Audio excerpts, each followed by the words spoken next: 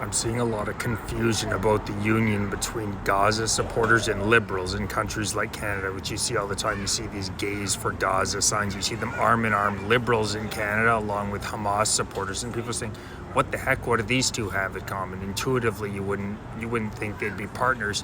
In Gaza, if a man is caught sleeping with another man, it's a minimum 10-year prison sentence, and many of them wind up dead.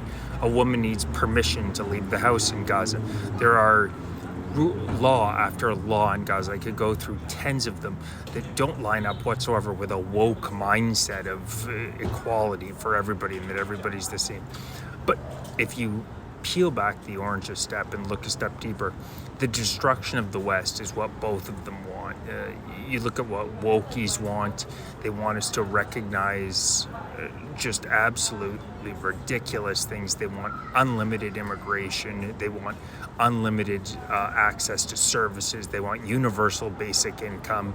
They're almost all socialists. Most of them are communists. They really want to tear the system down. Now, you look at what Gaza and a lot of the Middle East wants. They hate Western civilization. They don't think that we should have borders. They hate our values. They hate freedom of expression. They live in countries where the law says that if you criticize a law, in many cases, you will be killed.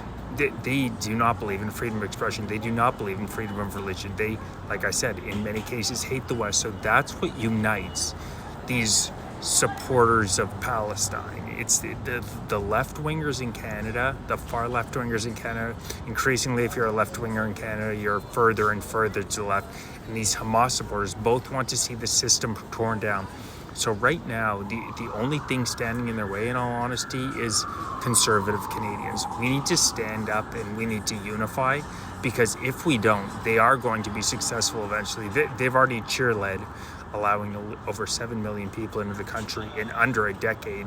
People who use our healthcare system, who use social services, understand that this is an intentional overwhelming of the system by ridiculous mass unvetted immigration. That eventually what's going to happen is the system is going to cease to work.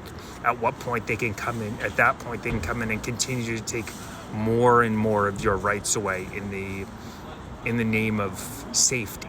In the name of safetyism. You're already seeing it with Bill C-63, the so-called Online Armed Act. In the UK now, they're starting to jail people for social media posts that they've deleted in the past.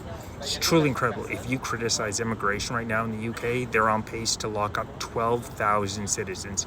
They're focusing on those citizens who have criticized immigration before they go after rapists in that country. It's truly disgusting, but it shows where the left wing's priorities are right now. So again, the union between the left wingers and the Gazans that doesn't make intuitive sense to a lot of people. Their shared value is the teardown of Western civilization. So us conservatives need to stand up together, because we are truly the last wall before Canada gets torn down for good. If you're interested in supporting me, links in the bio. I'm going to be setting up rallies in early September so we can make noise, but make no mistake, Mark Carney, Anita Anand, Chrystia Freeland, the liberal elite leadership want to see Canada destroyed. And we're the only ones who are standing in their way. We're the only ones who are standing in their way. So we have to stand strong and united. Otherwise, this once great country is done for.